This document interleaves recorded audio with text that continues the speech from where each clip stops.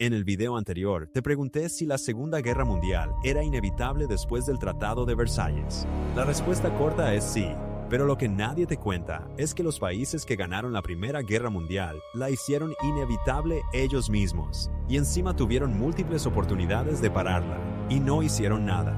Alemania en los años 20 era un país destrozado. La inflación era tan brutal que la gente llegó a necesitar carretillas llenas de billetes para comprar pan. No es exageración, hay fotos. La humillación del Tratado de Versalles estaba fresca, y millones de alemanes buscaban a alguien que les explicara por qué todo había salido tan mal. Ahí apareció Adolf Hitler, un cabo austriaco, pintor fracasado, veterano de la Primera Guerra Mundial, que en 1923 intentó dar un golpe de estado en Múnich con poco más de 2.000 hombres. Lo arrestaron, lo metieron a la cárcel y en vez de hundirlo, eso le dio tiempo para escribir un libro. Ese libro se llamó Mein Kampf, Mi Lucha. En él explicó exactamente lo que pensaba hacer si algún día llegaba al poder. No era un secreto, estaba todo escrito y la gente lo ignoró. Dato curioso que cambia todo lo que crees saber sobre esto. Hitler no llegó al poder por un golpe ni por la fuerza. Llegó porque los políticos conservadores alemanes pensaban que podían usarlo, controlarlo y deshacerse de él después. El 30 de enero de 1933 lo nombraron canciller creyendo que era manejable. Fue el error más costoso de la historia moderna. Una vez en el poder, Hitler se movió rápido, eliminó a la oposición, quemó libros, construyó campos de concentración, inicialmente para presos políticos, rearmó Alemania en secreto, violando directamente el Tratado de Versalles, y nadie dijo nada. En 1936 ocupó militarmente la zona renana, territorio alemán que el tratado prohibía militarizar. El ejército alemán en ese momento era tan débil que si Francia hubiera respondido con fuerza, los soldados alemanes tenían órdenes de retroceder de inmediato, pero Francia no hizo nada. En 1938 anexó Austria, el país donde había nacido. Tampoco pasó nada. Luego exigió los Sudetes, una región de Checoslovaquia con población alemana. Ahí las potencias europeas, Reino Unido y Francia, se sentaron con Hitler en Múnich y le dieron lo que pedía a cambio de una promesa de paz. El primer ministro británico Neville Chamberlain llegó a casa agitando el papel del acuerdo y dijo la frase más famosa y más equivocada de esa era: paz en nuestro tiempo. 6 meses después, Alemania invadió el resto de Checoslovaquia. Personalmente, lo del acuerdo de Múnich me parece una de las mayores fallas de liderazgo del siglo XX. No fue cobardía ingenua, fue elegir el corto plazo sobre lo que todos ya sabían que iba a pasar. El 1 de septiembre de 1939, Alemania invadió Polonia desde el oeste, pero aquí viene la parte que los libros de historia suelen enterrar en letra pequeña.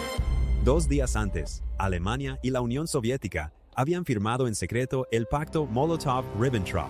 2 enemigos ideológicos declarados, el nazi y el comunista, acordaron en privado repartirse Europa del Este entre ellos. 17 días después de que Alemania entrara a Polonia por el oeste, la Unión Soviética entró por el este.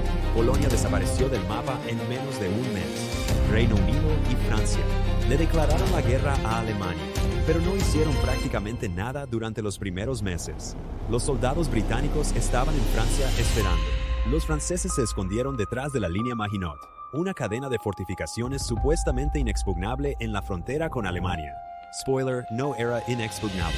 Si esto te está volando la cabeza tanto como a mí cuando lo estudié, ya sabes que en el porqué del mundo esto es lo que hacemos.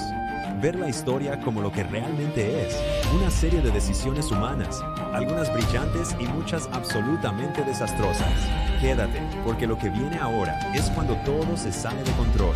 En mayo de 1940, Alemania lanzó su ofensiva real. En vez de atacar la línea Maginot de frente, los tanques alemanes cruzaron las Ardenas, un bosque denso que los aliados consideraban imposible de atravesar con armamento pesado. Lo atravesaron en 72 horas. Los ejércitos aliados quedaron atrapados contra el mar en Dunkerque, al norte de Francia. 338.000 soldados, británicos, franceses y belgas, evacuaron en barcos de guerra, pesqueros, yates privados, prácticamente cualquier cosa que flotara. Fue una retirada disfrazada de milagro, y los británicos la convirtieron en un mito nacional. El 22 de junio de 1940, Francia firmó la rendición. Y aquí viene el detalle más cinematográfico de la guerra. Hitler hizo firmar la rendición en el mismo vagón de tren, donde Alemania había firmado su propia rendición en 1918. Lo había mandado sacar de un museo específicamente para eso. El mensaje era claro. Para finales de 1940, Alemania controlaba casi toda Europa occidental. Mussolini en Italia se unió al bando alemán. Japón, que llevaba años invadiendo China, formó el eje con Alemania e Italia. Y en el verano de ese año comenzó la Batalla de Bretaña.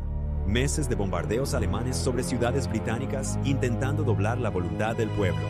No lo lograron. Winston Churchill, el mismo que había impulsado la fallida campaña de Gallipoli en la Primera Guerra Mundial, ahora dirigía la resistencia británica con discursos que todavía hoy se estudian en escuelas de comunicación de todo el mundo.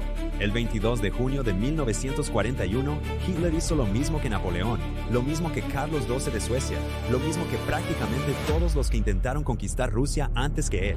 Invadió Rusia. Operación Barbarroja fue el ataque militar más grande de la historia humana. 3 millones de soldados alemanes en un frente de casi 3.000 kilómetros. Los primeros meses fueron devastadores para los soviéticos. Millones de soldados capturados, ciudades enteras cayendo. En el Pacífico, la batalla de Midway en junio de 1942 destruyó 4 portaaviones japoneses en un solo día. Japón nunca se recuperó ofensivamente. Y en Rusia, la batalla de Stalingrado se convirtió en el símbolo de todo lo que fue ese conflicto. Alemania quería la ciudad no solo por su valor estratégico, sino por su nombre, la ciudad de Stalin. Los soviéticos la defendieron calle por calle, edificio por edificio, habitación por habitación. La batalla duró desde agosto de 1942 hasta febrero de 1943. Alemanes y soviéticos combatieron dentro del mismo edificio en distintos pisos al mismo tiempo. Cuando terminó, el sexto ejército alemán, 300.000 hombres, había sido destruido. 91.000 soldados capturados, incluyendo 24 generales y un mariscal de campo. Fue el momento en que todo el mundo supo que Alemania iba a perder. Dato curioso que reencuadra todo esto. Los soviéticos perdieron en Stalingrado más soldados que Estados Unidos en toda la guerra. La narrativa popular pone a los americanos como los que ganaron la Segunda Guerra Mundial, y su papel fue crucial. Pero quien realmente quebró el espinazo de la maquinaria de guerra nazi fue la Unión Soviética, a un costo que casi no tiene paralelo en la historia. El 6 de junio de 1944, día D, 156.000 soldados aliados desembarcaron en las playas de Normandía, Francia.